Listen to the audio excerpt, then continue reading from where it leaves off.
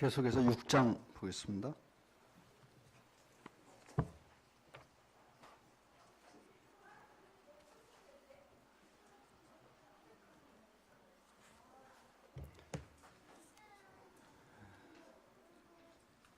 (6장) 1절부터 2절까지 좀 읽어주십시오.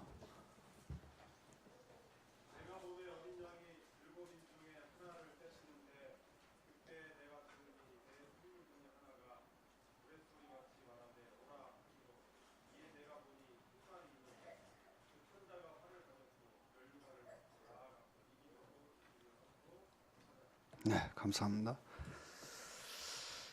여러분 사시면서 가장 마음이 편할 때가 언제입니까? 사람마다 차이가 있겠죠. 근데 한번 말씀해 보세요. 언제 마음이 제일 편합니까? 예? 전 기도할 때가 제일로 마음이 편합니다. 하나님 앞에 기도하고 있으면 마음속에 불안이나 걱정들이 싹 없어집니다. 그래서 실제로 이 그리스도인들을 조사해 보니까 이 기도하는 시간에 이 사람의 몸이 가장 편안한 상태로 바뀐답니다. 그래서 그 기도하는 시간 동안에 이 몸에 있는 스트레스, 이런 것들이 다 풀린다는 거예요. 그러면 앞으로 어떻게 해야 되겠어요? 건강을 위해서도 기도해야 되겠죠. 그러니까 하나님 정말 신명하게 해놓으셨어요.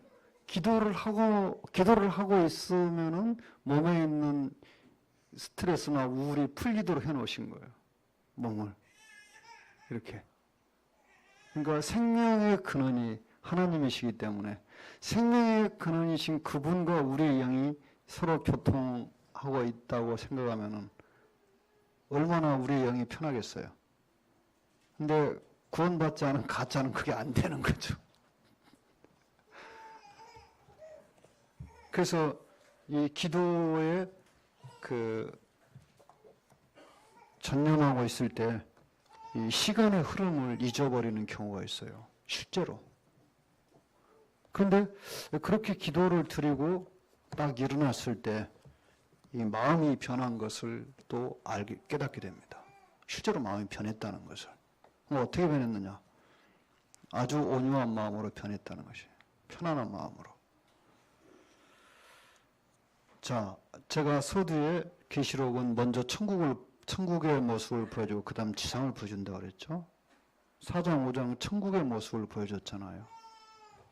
이제 지상으로 이렇게 조명이 바뀌어야 되겠죠. 그 지상이 나오잖아요. 6장에. 첫 번째 인을 떼자 흰말 탄 자가 나왔습니다. 활을 가졌는데 화살이 없죠. 전쟁을 예비하고 있지만 전쟁이 시작되진 않았어요.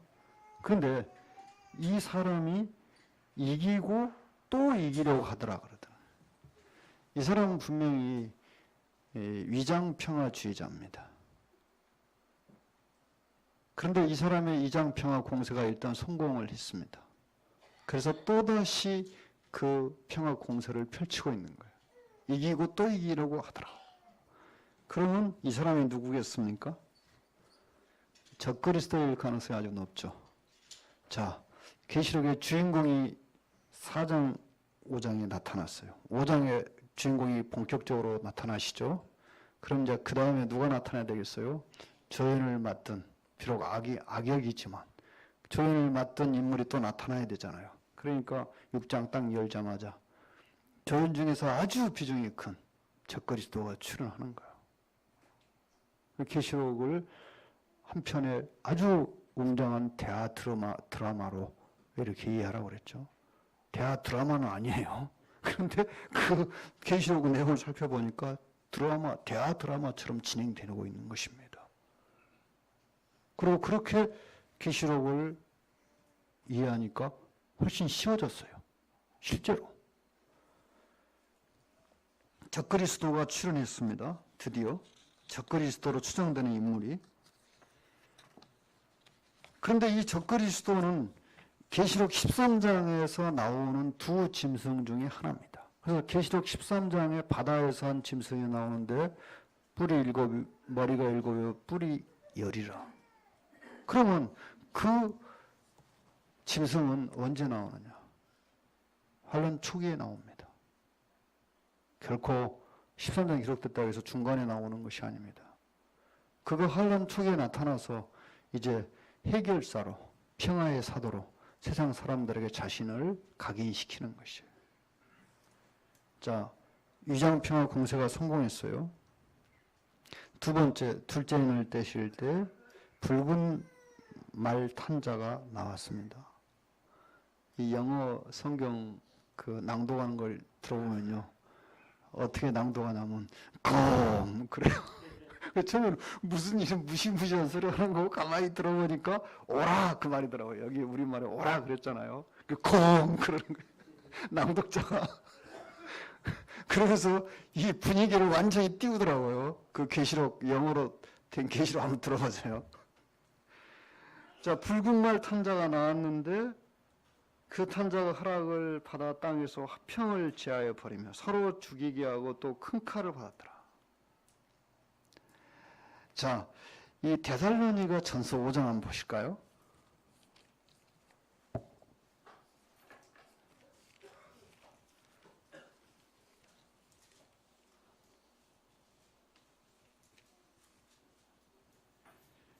(5장 2절에) 보시면요, 주의 날이 밤의 도적같이 이를 줄 너희 자신이 자세히 알면 저희가 평안하다 안전하다를 그때 잉태된 여자에게. 자, 이 저희라는 대명사를 보십시오. 이 저희라는 대명사는 분명히 불신자를 가리키고 있습니다. 성경에서 이 지시대명사에 유의해야 됩니다. 멸망이 호련히 저기르니, 이런 단어는, 멸망이라는 단어는 신자에게는 쓰지 않는 단어예요.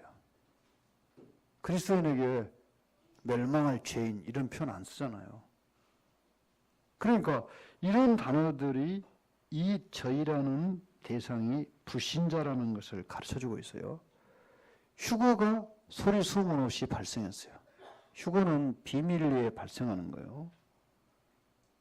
그러면 이제 온 세상이 얼마나 불안하고 시끄럽겠어요. 수백만 명이 사라졌어요. 한순간에. 근데 그것이 한 나라만 그런 게 아니고 그냥 이 세상 모든 나라에서 사라진 거예요. 또 그렇게 갑자기 사라지면 사고가 얼마나 발생하겠어요. 차 운전하던 분이 갑자기 사라졌다. 그것도 버스 운전사가, 그것도 고속버스가. 그럼 어떻게 되겠어요? 그 고속버스에 탄 사람들이 다 구원받은 사람 아닐 거 아니에요? 그럼 운전사가 구원받아서 하필이면, 운전사가 갑자기 사라지면 차가 그냥 가다가 그냥 앞에 장애물이 나타나면 콱 들이받겠죠? 그러면 거기 있는 사람들이 죽거나 얼마나 많이 다치고. 그런데 그것이 한 군데만 일어나는 게 아니고 세상 막 수많은 곳에 일어났어요. 비행기 조종사가 휴가돼 버렸어. 비행기는 부조종사가 있으니까 뭐 추락할 일은 별로 없습니다만. 그런데 전투기 조종사에 다 필이면 전투기 혼자 몰고 가는 거예요. 추락했어. 이거 이유를 모르겠는 거예요. 아무리 블랙박스 수거해가지고 조사해봐도 이유가 안 나오는 거야. 근데 이런 일이 전 세계적으로 일어났다고 봅시다. 그럼 사람들이 얼마나 불안해하겠어요. 그러니까 그때 아까 첫 번째 인을 떼니까 흰말 탄자가 나와서 이제 세상을 안정시키는 거예요. 그러면서 이 데살로니가전서 5장에 저희가 안전하다 평안하다 할 그때 멸망이 호련히 임한다 그랬어요. 2장 두 번째 인이 떼지니까 이제 붉은 말이 출현하잖아요. 그러면서 전쟁이 발발하잖아요. 온 세상에 평화 무대에 젖어 있는데 갑자기 전쟁이 일어나기 시작하는 거예요. 하늘에서 재앙이 쏟아지고. 그럼 전쟁이 왜 일어날까? 저는 그것이 하늘의 재앙과 관련이 있다고 봅니다. 원래 기근이나 흉년이 닥치면 전쟁이 일어나는 거예요. 먹고 살 것이 없으니까 서로 뺏고 약탈하고 하잖아요. 그래서 이 전쟁은 절대로 우연히 일어나는 것이 아니고 하나님의 그 심판에 의해서 일어날 수밖에 없게 되는 거예요. 전쟁이 시작됐습니다. 그런데 이 전쟁은 국지전입니다. 세계대전이 아니에요. 분명히. 세계대전은 한란 후반에 일어납니다. 셋째 인을 떼실 때 강문말에 나왔는데 한 데나리온의 미라인데 한 달원의 보리석대라. 지독한 기근입니다. 한 데나리온에 8대 하던 밀이 한 대로 줄었어요. 한 데나리온은 그 당시 노동자의 하루 품삯입니다. 지금 노동자 하루 품삯 얼마입니까? 잘 모르시죠? 왜냐하면 직종에 따라 차이가 있거든요. 그럼 공공근로 하루 하면 얼마 나옵니까? 아, 여기는 공공근로를 아시는 분이 아무도 없는 모양이네요. 행복하네요. 그 정도면. 5만 원 정도. 토요일 날은 쉬어줍니다. 그래서 토요일 날 쉬어도 나옵니다. 품삯이. 근데 5만 원 가지고도 밀 한 대는 안 삽니다. 훨씬 더 많이 살 수 있어요. 근데 근로자 하루 품삯으로 한 사람분의 식량밖에 못 산다. 밀 한 대 가지고 이거 몇 명이나 먹겠어요? 이렇게 곡물가가 뛰어오릅니다. 왜? 전쟁이 나면 흉년이 들게 돼 있어요. 농사 지을 사람이 별로 없거든요. 그리고 온 세상이 지금 죽느냐 사느냐, 세상이 죽느냐 사느냐인데 누가 농사 짓고 있겠어요? 한가하게. 못 짓는 거예요. 지을 사람들도 별로 없고. 그리고 넷째 인을 떼실 때에 청황생말이 나타납니다. 그런데 그 탄자의 이름은 사망이니 음부가 그들을 따르더라. 저희가 땅 4분의 1 건설. 사망인데 음부가 따른다는 것은 죽자마자 음부로 간다는 뜻이죠. 이것은 4분의 1이 죽습니다. 청황생말. 검과 흉년과 사망과 땅의 짐승으로 죽이더라.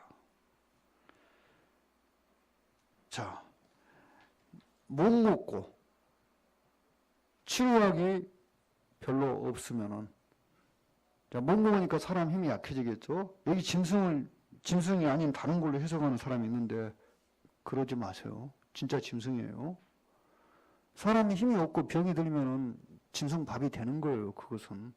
그러니까 못 먹고 치료를 제대로 못 받아. 전쟁이 일어나니까 모든 것이 전쟁 우선순위로 바뀝니다. 여러분은 그 전쟁 계획서를 본 적이 있으십니까?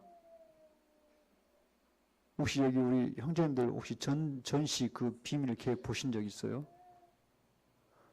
저는 2급 비밀 7급 인가가 있었습니다. 그래서 전시 계획을 제가 직접 만들고 또 그 내용들을 알고 있어요. 근데 거기 보면요, 전쟁이 나면은 거리에 돌아다니는 차들이 군대로 징발되어 나갑니다. 덤프트럭이라든지.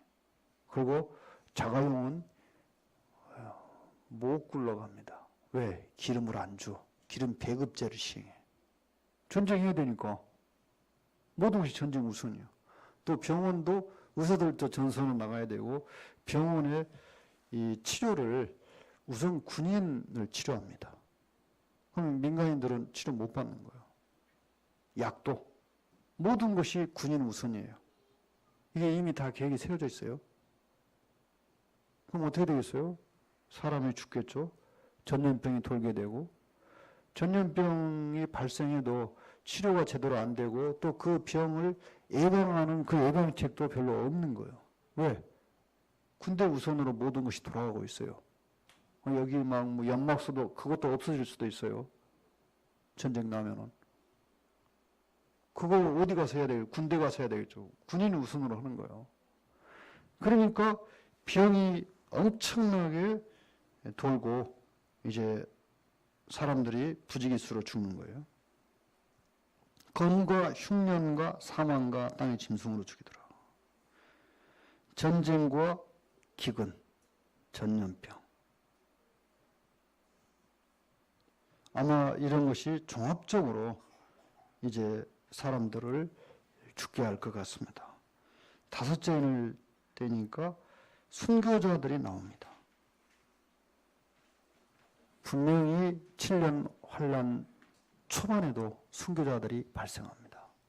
이들은 환란 초반에 발생할 순교자들입니다. 그래서 이들이 자신들의 피를 신원해 달라고 했어요. 여러분, 이 신원이란 단어는 성경에서 어디에 주로 많이 쓰였습니까?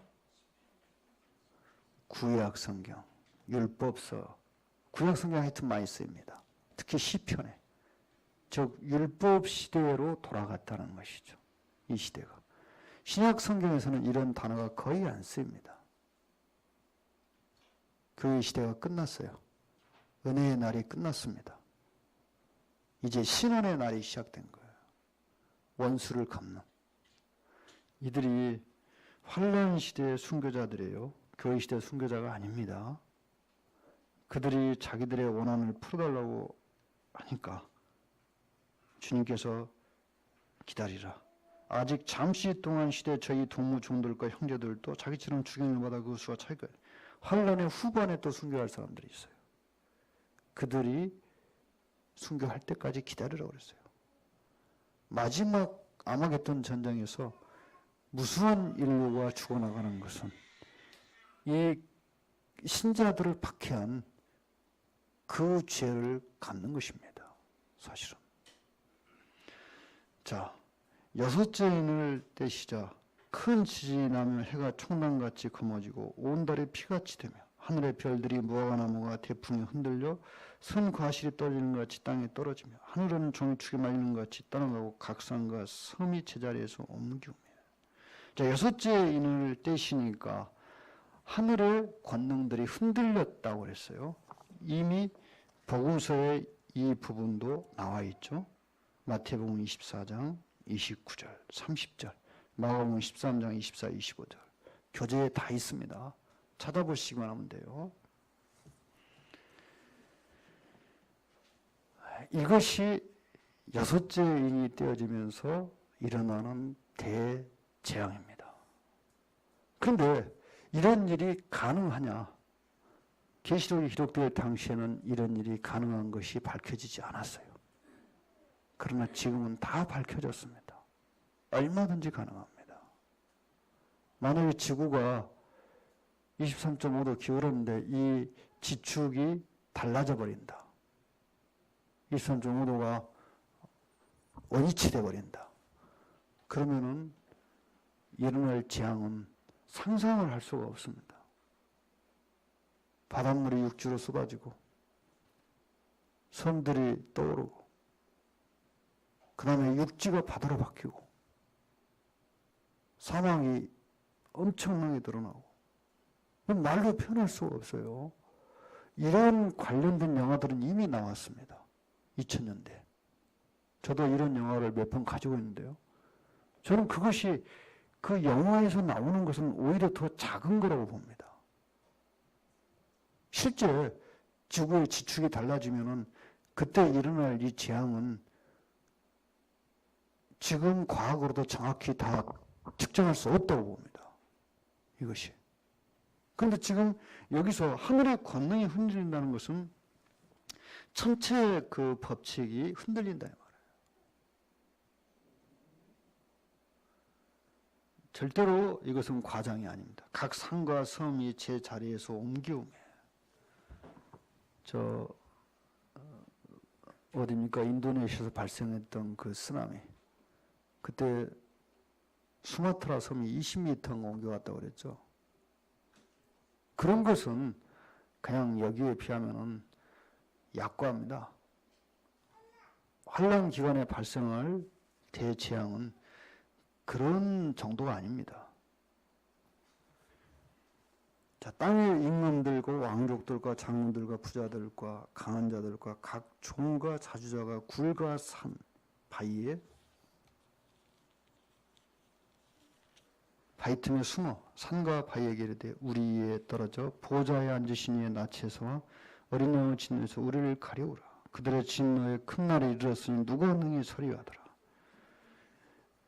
여섯째 인이 떼어졌을 때 쏟아진 재앙은 이 지상에 있는 모든 사람들을 떨게 합니다.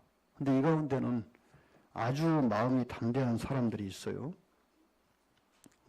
임금들과 왕과 장군들.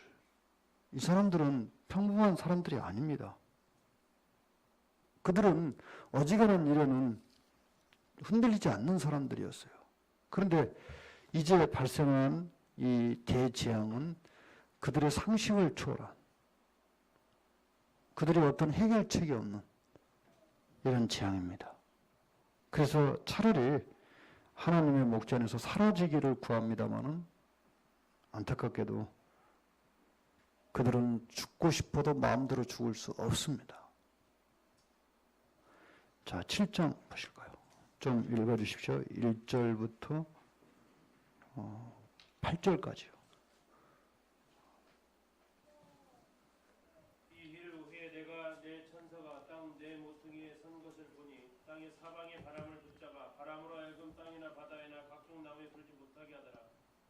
또 봄에 다른 천사가 살아계신 하나님의 인을 가지고 해 돋는 데로부터 올라와서 땅과 바다를 해롭게 할 권세를 얻은 네 천사를 향하여 큰 소리를 외쳐 가로되 우리가 우리 하나님의 종들의 이마에 인치기까지 땅이나 바다나 나무나 해하지 말라 하더라. 내가 입맞은 자의 수를 들으니 이스라엘 자손의 각 지파 중에서 입맞은 자들이 14만 4천이니 유다 지파 중에 입맞은 자가 1만 2천이요 르우벤 지파 중에 1만 2천이요 갓 지파 중에 1만 2천이요 아셀 지파 중에 1만 2천이요 납달리 지파 중에 1만 2천이요 므낫세 지파 중에 1만 2천이요 시므온 지파 중에 1만 2천이요 레위 지파 중에 1만 2천이요 이사가 지파 중에 1만 2천이요 스불론 지파 중에 1만 2천이요 요셉 지파 중에 1만 2천이요 베냐민 지파 중에 입맞은 자가 1만 2천이라. 자, 7장. 많은 사람들이 7장을 오해를 했습니다. 또 많은 이단들이 7장을 이용하고 있습니다. 그런데 예언 해석의 원칙 중에 문자 그대로 해석하라 그랬죠. 첫 번째 원칙이. 그 다음에 문맥을 따라 해석하라. 예언의 시간 관계에 주의하라. 예언의 관점에 주의하라. 이런 원칙을 제가 설명했어요. 여러분이 지금 기억이 잘 안 나시겠지만 그러나 이 해석에 전부 그 원칙이 적용되고 있습니다. 첫 번째 원칙이 문자 그대로 해석하라고 그랬죠. 네 천사가 땅 네 모퉁이에서 땅의 사방의 바람을 붙잡았다고 그랬어요. 도대체 이해가 안 가는 거예요. 계시록 강의자들이 이 부분을 볼 때 무슨 천사가 왜 땅이 네 모퉁이야? 지금 땅이 둥근데. 벌써 여기서부터 이해가 안 되죠? 여러분 여기 딱 보면서 이상한 생각 안 듭니까? 무슨 땅에 모퉁이가 있어. 지금 네모가 아니고 둥그니까 모퉁이란 게 없어요. 땅에서는. 네 모퉁이 없어요. 사실 동서남북이란 것도 땅이 이렇게 사각형이라고 생각하고 그 만들어낸 거예요. 동서남북도 알고 보면은 이렇게 둥글다고 알았으면 동서남북 안 정했을 거예요. 다르게 정했을 거예요. 그러면 우리가 어떻게 해석할 것인가? 1세기에 서기 100년까지가 1세기잖아요. 1년부터. 이 지구에 대해서 보편적인 지식은 땅이 사각형으로 되어 있다는 거예요. 그러면 이렇게 알고 있는 사람들에게 땅이 둥글다고 말하면 뭐라고 말하겠어요? 틀렸다고 말하겠죠. 그럼 누가 믿겠어요? 틀렸다고 딱 생각되는 말씀을. 계시록 안 믿는 거예요. 여러분이라도 안 믿겠죠. 그러니까 그 시대의 기준에 맞게 말씀하고 있는 것이에요. 여기서 땅이 네 모퉁이라고 해서 실제 땅이 네 모퉁이로 되어 있는 것이 아니에요. 또 이 구절을 가지고 와서 형제님 보십시오. 땅이 네 모퉁이라고 되어 있잖아요. 성경에. 이렇게 하지 마세요. 근데 바람을 붙잡았다고 그러죠. 그럼 진짜 바람인가? 진짜 바람입니다. 어떤 분은 이 바람을 막 이단의 가르칩니다. 이렇게 해서는데 제가 볼 때는 오버센스입니다. 너무 깊이 나아갔어요. 그냥 바람이라고 해석하시면 돼요. 여러분 태풍의 이력을 아십니까? 태풍의 이력 모르십니까? 모르시면 간단한 방법이 있어요. 저 오키나와에 가서 한 달만 살다 오시면 돼요. 지금 오키나와는 태풍의 90%가 지나갑니다. 지금까지 100년 역사상 가장 강력한 태풍이 1979년 10월 달에 발생했습니다. 이름하여 팁입니다. 팁. 인터넷으로 팁 치면 금방 나옵니다. 허리케인, 태풍, 사이클론, 그 다음에 또 하나 뭐죠? 1212. 이게 다 대륙마다 부른 이름이 달라요. 북미들이 허리케인이라고 부릅니다. 동아시아에서는 태풍이라고 불러요. 오세아니아에서는 112라고 불러요. 인도양에서는 사이클론이라고 부릅니다. 다 태풍이에요. 근데 100년 관측 사상 이 TV의 위력이 가장 강했답니다. TV 이렇게 불 때 태풍의 반경이 있어요. 직경이 2250km. A급 태풍의 직경이 얼마냐면 아무리 커도 1500km를 넘지 않습니다. 작은 것은 뭐 한 400km 돼요. 근데 2250km였어. 그리고 뭐 순간 속도, 파괴력, 이 모든 것이 완전 슈퍼급입니다. 인터넷 들어가서 한번 열어보세요. 그런데 그 TV란 태풍이 일본 동쪽으로 지나갔어요. 일본을 통과해버렸으면 일본은 망했다고 그럽니다. 그런데도 불구하고 사상자가 105명인가 나왔어요. 재해에 대한 대책이 세계적으로 가장 잘 돼 있는 나라 일본인데 우리나라로 왔으면 우리나라는 망했습니다. 그런데 여기에 나오는 바람은 그것보다 더 셉니다. 미국의 토네이도가 불 때 자동차가 떠오르죠. 자동차만 떠오르는 게 아니에요. 소도 떠올라 그래요. 소. 그런 바람이 온 세상을 몰아친다고 해보세요. 그럼 어떻게 되겠어요? 죽었다고 복창해야 되겠죠, 한마디로. 그래서 사람들은 무슨 생각을 하고 있냐면 자기가 자기 상식선에서 알고 있는 바람만 생각하고 있는 거예요. 이게 바람 아니다는 거예요. 근데 바람입니다. 실제 바람이에요. 실제 바람으로 해석하셔야 돼요. 무슨 근거로 하나님이 바람이라고 했는데 바람이 아니라고 해석하는 거예요. 그러니까 계시록을 문자 그대로 해석하지 않는 가장 큰 이유는 뭐냐면 자기의 이 지식의 범위 내에서 계시록을 해석하려고 하는 거예요.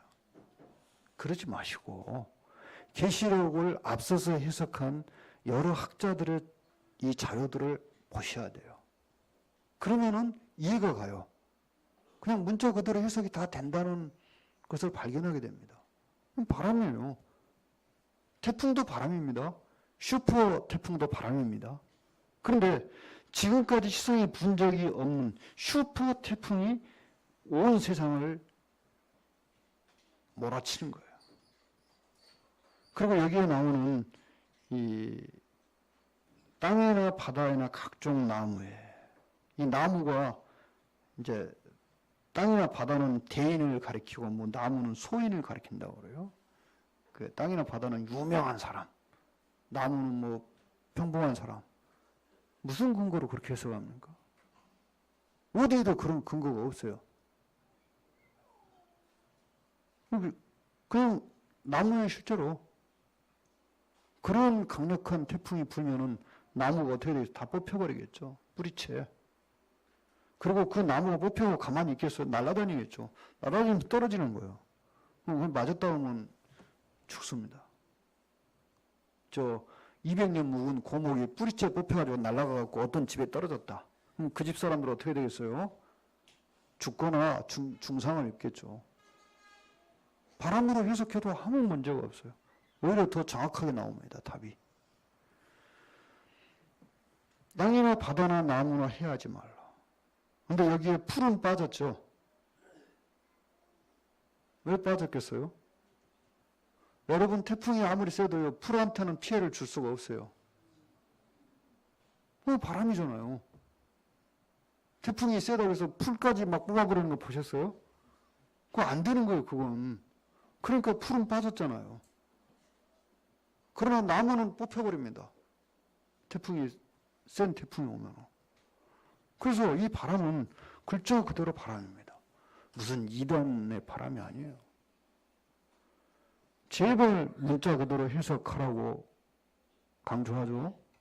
문자 그대로 해석하면 해석이 안 됩니다. 그러면 자료를 찾아보시든지 아니면 저한테 전화하세요. 형제님 말대로 문자 그대로 해석은 도저히 해석이 안 돼요. 그러면 저한테는 자료가 많이 있습니다. 지금 제 컴퓨터에는 주님의 재림에 관한 그 자료들이 예언과 재림에 대한 자료들이 책으로 따지면은 수백 권 분량의 자료가 있어요. 그걸 제가 다 기억하지 못하니까 컴퓨터에 넣어놨어요. 그래서 찾아볼 수 있어요. 얼마든지. 또 지금도 저는 그 계시록에 관련된 이 자료들을 찾아보고 있습니다. 한때는 날마다 계시록을 읽었어요. 그런데 계시록 날마다 읽기는 읽는데 전할 일이 별로 없더라고요. 그래서 이제 쉬고 있었어요. 근데 이번에 계시록에 대해서 전할 기회를 주셔서 너무 감사합니다. 자, 이스라엘 자손의 입맞은 수가 여기 나오고 14만 4천 명이라고 그랬어요. 안타깝지만 이 사람들은 전부 이스라엘 사람들입니다. 전라도 사람 한 명도 없고 경상도 사람 한 명도 없어요. 또 일본 사람 한 명도 없어요. 그런데 어떤 이상한 양반이 나타나가지고 무슨 한국 사람이 14만 4천 명이라는 가지고 뭐 우리나라를 12지파로 나눴어요. 누벤 지파, 네 지파, 시므온 지파. 그 사람 누굽니까? 그 사람 이단이에요. 그러니까 14만 4천 명은 제가 서두에 구분했죠. 1장 과거, 2장, 3장 현재, 4장부터 20장 미래. 이 교회 시대에는 안 나타나요. 이들은 딱 걸리잖아요. 그러니까 계시록을 과거, 현재, 미래로 이렇게 구분을 딱 해놓으세요. 누가 와서 4장 이후의 일을 교회 시대에 일어난다고 말하면 무조건 이단으로 그냥 보시면 돼요. 틀림없어요. 그거. 그 사람은 계시록에 대해서 연구해 본 적이 없어. 읽어는 봤겠지만. 계시록에 대해서 30년 동안 공부한 사람과 석 달 동안 공부한 사람 누가 더 정확하겠어요? 그리고 계시록을 보면은 너무 알고 싶어. 하라고 막 시켜가지고 공부한 게 아니고 자기가 계시록 보니까 너무 계시록 알고 싶고 계시록 공부하면서 하나씩 알아가는 게 너무 기분이 좋은 거예요. 그렇게 해서 계시록을 공부한 사람과 억지 훈련에 의해서 계시록을 공부한 사람 누가 더 잘 알겠어요? 그건 이미 승부가 끝난 것입니다. 구원받은 지 얼마 안 돼서부터 계시록 읽는데 계시록 알고 싶어요. 그래서 계시록에 관련된 자료들을 막 모았어요. 또 읽어보고 그래도 안 풀리니까 또 읽어보고 또 자료가 어디 있는 거고 이렇게 찾아보고 근데 없어 교회에. 그런데 어떤 자료가 어디서 있다고 하면은 그냥 그것을 빨리 입수해가지고 또 읽어보는 거예요. 그러기를 수십 년간 했어요. 주님께서 은혜를 베푸신 거죠. 그래서 계시록에 관련된 책을 이렇게 보잖아요. 이 문제가 있구나. 이거 엉터리구나. 그것을 쉽게 발견할 수 있습니다. 자, 여기 한국 사람 한 명도 없습니다. 전부 유대인들입니다. 유대인도 환란 기간에 살고 있는 유대인들. 지금 시대 유대인이 아니고 그 환란 기간에 사는 유대인들 중에 14만 4천 명. 그럼 이들에게 하나님이 인을 치겠다고 했어요. 이 인이라는 것은 무슨 의미를 갖고 있냐면 소유와 보호입니다. 이들을 환란 기간에 보호하시겠다는 뜻이에요. 그리고 이들은 하나님의 것이라는 거예요. 그래서 이 14장 한번 보세요. 계시록 14장에 보시면은 시온산에 14만 4천 명이 서 있습니다. 이것은 환란이 끝난 상태예요. 사실은. 그런데 끝났을 때 14만 4천 명이 다 있죠. 한 명도 안 죽었죠. 그러니까 어떤 책에는 보면은 이 순교자들 속에 14만 4천 명이 들어간다고 하는데 참으로 딱합니다. 분명히 14장에 환란이 끝나고 나서 이들이 주님이 지상에 재림했을 때 주님 앞에 모였는데 지금 무슨 얘기를 하고 있는 거예요? 인을 쳤다는 것은 한 명도 이들이 죽지 않는다는 그 보호의 상징이에요. 하나님이 보호하시면 누가 그들을 죽일 수 있겠어요? 그래서 그들이 하나님의 보호를 가리키는 인을 막기까지 바람도 불지 못하게 했어요. 왜? 그런 강력한 태풍이 일어나면 이들 다칠 수 있으니까요. 그런데 여기에 이제 빠진 지파가 있어요. 단지파 빠졌죠? 그래서 어떤 분이 단지파에 빠졌느냐? 그러니까 뭐 적그리스도가 거기서 나온다. 에브라임 지파는 요셉 지파로 대체됐어요. 근데 저는 이런 분별에 대해서는 그분은 이제 그분의 신앙이 있으니까 그렇게 분별하겠지만은 확실한 근거가 없기 때문에 어떻게 말할 수 없다고 봅니다. 나중에 적그리스도가 나왔는데 단지파에서 안 나왔으면 뭐라고 변명할 거예요? 아니, 잘 몰랐습니다. 그럼 잘 모르면 가만히 있어야지. 성경을 상상이나 추측으로 풀면 안 돼요. 모르면 그냥 모른다고 해야 되는 거예요. 그래서 왜 단지파가 빠졌는지 잘 모르겠어요. 그러나 나중에 주님 앞에 가면 이유가 나오겠죠. 여기에 대해서. 또 우리 한국인들이 뭐 단지파의 후손이라고 이렇게 말하는데 그런 말도 믿지 마세요. 단군이라고 해서 이름이 비슷하다고 해서 무슨 단지파 후손이다. 그런 것은 정말 뭐라고 표현할까요? 누른 것은 다 금이다. 그런 말은 똑같아요. 확실한 근거 없는 그 성경 해석 받아들이시면 안 돼요. 자, 14만 4천 명은 환란 초반에 나옵니다. 왜 이들이 복음을 전해야 되니까? 마태복음 10장 한번 보실까요?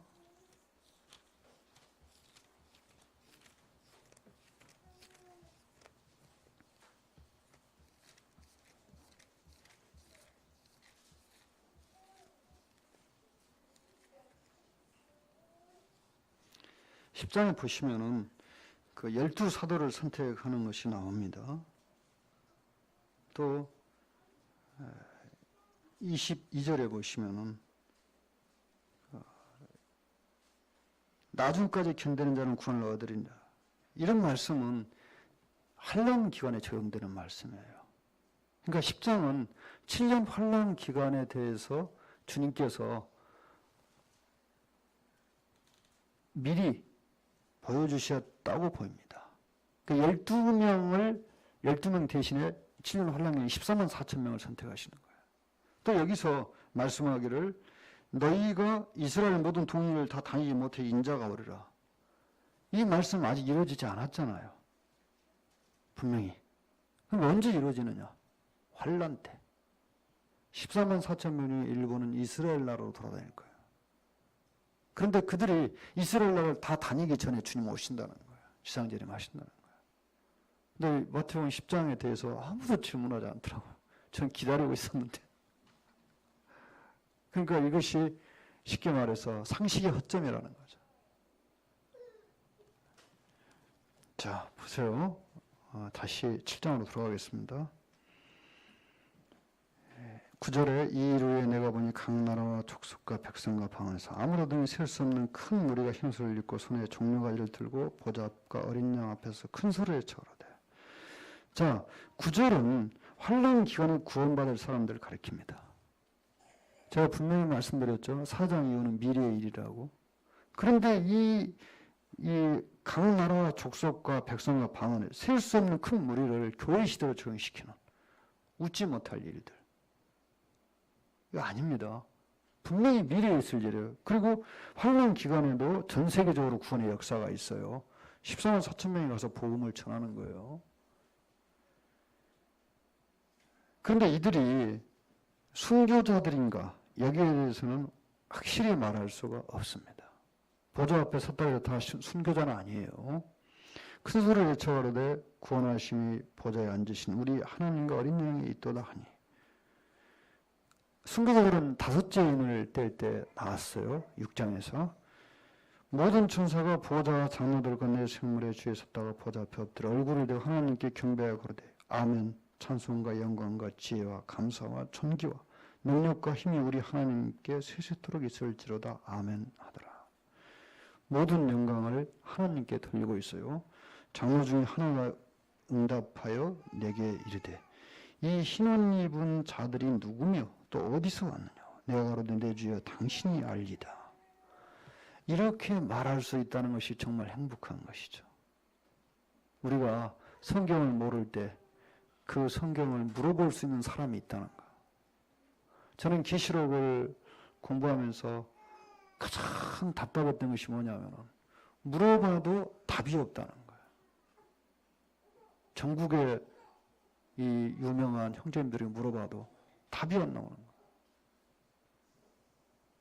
그거야말로 얼마나 답답한지 모릅니다. 그래서 어떻게 마음을 먹었냐면, 그러면 내가 스스로 공부해야 되겠구나. 내가 더 자료를 찾아봐야 되겠구나. 그것이 계시록을 더 깊이 공부하게 된 동기입니다. 아무리 물어봐도 답이 안 나오는 거예요. 답이 나와도 또 애매하게 나오는 거예요. 벌써 애매하게 나오면은 이분은 계시록을 깊이 연구하지 않았구나. 대번에 알게 되잖아요. 차라리 모르면 모른다고 말해야 되는데 모른다고 말을 안 하고 애매하게 답변하는 거예요. 너무 마음에 실망이 됐어요. 근데 여기 사도 요한이 그러잖아요. 내 주여 당신이 알리이다. 잘 모르겠는데 아는 사람이 있다는 것은 얼마나 마음의 위로가 되는 것입니까? 이 장로가 답변하는 거예요. 이르되이는 큰 환난에서 나오는 자들인데 어린 양의 피에 그 옷을 씻어 시게 구원받는 방법은 똑같습니다. 그리스도의 속죄를 믿는 것이에요. 여기서 피에 그것을 씻어 희게 하였다는 것은 이들이 그리스도의 영원한 속죄를 믿고 의인이 됐다는 것입니다. 또 큰 환난, 다른 말로 하면 대환란이잖아요. 그 대환란 기간에도 많은 사람 구원받는다는 것이에요. 하지만 대환란 때 구원받으려고 하지 마세요. 왜? 그때는 죽음으로 자신의 믿음을 증명해야 돼요. 물론 진짜 믿은 사람은 죽음을 택하겠죠. 그런데 그런 환경이라면 주님을 믿으려고 하지 않는다는 거죠. 그래서 14만 4천 명이 선택된 거예요. 평범한 전도자들로서는 그들을 주님께로 인도할 수 없기 때문에 특별한 사람들이 선택된 거예요. 그리고 하나님께서 그들을 보호하시는 거예요. 보호하시지 않으면 다 죽음을 당하니까요. 그러므로 그들이 하나님의 보좌 앞에 있고 또 그의 성전에서 밤낮 하나님을 섬김의 보좌에 앉으시니까 그들에게 장막을 치시리. 자, 밤낮이라는 이 단어가 우리들에게 무엇을 깨닫게 해줍니까? 이들이 하나님을 섬기는 그 기간, 여기에 나온 이 시간이 언제라는 겁니까? 천년왕국이라는 거죠. 영원 세계가 아니고. 그렇다면은 이들이 순교자가 아닐 가능성이 많습니다. 밤낮이라는 이 단어는 사실은 산 사람에게 적용되는 거잖아요. 죽은 사람에게는 밤낮이라는 것이 별 의미가 없어요. 물론 뭐 꼭 그런 건 아니겠지만. 그러니까 밤낮이라는 이 단어는 이들이 천년왕국 동안에 하나님 섬기는 걸 말씀하고 있는 거예요. 그리고 또 있어요. 저희가 다시 줄이지도 아니하고 목마르지도 아니하고 해나 아무 뜨거운 기온에 상하지 아니할지. 이건 역시 육체를 가지고 있는 사람에게 적용되는 말씀이에요. 그렇다면 이런 표현은 이들이 순교자가 아니라고 보여지는 것이죠. 이것이 바로 이런 분별이 쉽게 말해서 말씀에 대한 해석의 원리를 적용하는 분별이에요. 문자 그대로 해석이 되잖아요. 그런데 이 부분을 또 영해를 한다든지 또 무슨 비유로 해석한다든지 계시록 강의서를 보면 온통 그렇게 돼 있어요. 그러니까 여러분에게 계시록 강의서를 추천하라고 하면 우리 모임에서 나온 강의서에는 추천할 것이 별로 없어요. 진짜 그렇습니다. 분명히 16절은 천년왕국 때를 말씀하고 있습니다. 해가 있잖아요. 천년왕국. 영원 세계에서는 해가 없습니다. 이는 보좌 가운데 계신 어린 양이 저희 목자가 되어 생명수 샘물로 인도하시고 하나님께서 저희 눈에서 모든 눈물을 주실 거예요. 저희 생명수가 또 문제가 돼요. 생명수가 있는데 영원 세계 아닙니까? 그런데 여러분, 영원 세계에서는 생명수가 사실 필요 없습니다. 요한계시록 21장입니까? 거기 이제 나중에 나오는데요. 그 부분을 놓고 막 영원 세계라고 해석하는 분들이 있는데 자세히 살펴보면 아닙니다. 영원 세계에서는 몸을 치료하는 것도 없어요. 변화된 몸에 무슨 치료가 필요하겠어요. 자, 여기서 나오는 생명수는 뭔가 그러면 이 생명수는 틀림없이 천년왕국 때 주님의 보좌로부터 나오는 만국을 치유하는 물일 것입니다. 그래서 생명수예요. 영원히 살게 하는 물이 아니고 영원 세계에서는 이미 영원히 살 수 있게 돼버렸어요. 그러니까 생명수가 필요 없어요. 그러나 천년왕국에서는 병에 걸리고 또 몸이 약해지고 그러니까 주님의 보좌로부터 나오는 생명수가 필요한 거예요. 실제 물이에요, 물. 그렇지만 생명을 연장하고 몸을 치유하는 물입니다. 이해가 안 가십니까? 이해가 안 가셔도 이 성경에 물이라고 돼 있으니까 물은 물이되 생명을 치료하고 생명을 연장하는 물이라고 이해하시면 됩니다. 문자가 그대로 해석이 다 되잖아요. 상징으로 해석 안 해도. 애원 해석의 첫 번째 원칙, 문자 그대로 해석하라. 이 원칙을 꼭 지키셔야 합니다. 8장 또 보실까요? 예. 죄송합니다. 여기까지 합시다.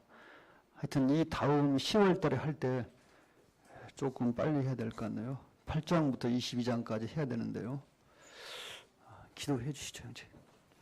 네, 잠시 광고 말씀드리고 마치겠습니다.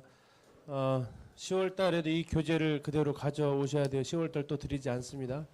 10월 달 교재를 가져오시고요. 오전에 했던 그 복음서와 서신서와 관련된 종말론 예언을 형제님한테 부탁을 좀 드렸어요. 파일을 좀 주셔서 작업을 좀 해주시라고 핸드보로 만들면 좋겠다고 해서 좀 부탁을 좀 드렸는데요. 해주실 수 있도록 박수 한번 보내주시고. 네, 그래서 만약에 그것이 되어지면 10월 달에는 그 핸드북을 좀 드리도록, 그걸 다시 강의하는 건 아니지만 그렇게 해서 좀 드리도록 하겠고요. 10월 달에는 이 책을 가져오시면 되겠습니다. 지금 재고가 몇 권 남아 있어요? 네, 그 분량은 이제 이번에 안 오시고 10월 달 오시는 분들을 위해서 좀 남겨두도록 하겠고요. 지난달에 광고 7월 달 드렸지만 12월 12일이 아니라 12월 5일로 마지막 날짜가 좀 변경이 되었음을 좀 기억해 주시고요. 다음 10월 달에는 둘째 주가 아니라 10월 셋째 주가 되겠습니다. 10월 17일 날짜는 맞습니다. 이게 앞으로 금년에 2번 남아서 10월 17일, 12월 5일 공문으로 나가는 거에는 12월 5일로 바꿔서 다시 이렇게 나갔으니까요. 참고해 주시면 감사하겠습니다. 그리고 오늘 아마 CD에는 그 5시까지 한 내용만 녹음이 되어서 나갔을 겁니다. 저희들이 CD를 굽는 과정이 있어서 그래서 오늘 마지막 그 시간하고 다음 달에 있는 내용을 다시 이렇게 묶어서 이렇게 또 보급을 하도록 하겠습니다. CD를 가져가시는 분들은 뒤쪽에서 이렇게 찾아가시면 되겠습니다. 예, 그럼 이렇게 함께 감사드리고 기도하시고 마치도록 하겠습니다. 아버지 하나님, 귀 있는 자는 성령 교회들에게 하신 말씀을 들으러 가셨던 그 음성을 기억하며 하나님 말씀을 우리에게 들려주시고 또 이제 들었던 말씀들이 우리 삶 속에서 역사할 수 있도록 아버지 하나님 또한 도우시기를 간구를 드립니다. 계속해서 계시록을 연구하고 또 증거하신 우리 사랑 이영진을 좀 기억해 주시고 또 준비하는 과정들 속에서 주님께서 지혜를 주시고 또 이해를 계속해서 감당할 수 있도록 도우시기를 원합니다. 이 자리에 함께한 우리 모든 사랑하는 형제 자매들에게 위로부터 은혜가 있기를 원하옵고 돌아간 걸음도 아버지 앞에 의탁을 드립니다. 우리 예수님 이름으로 감사하며 기도드렸습니다. 아멘.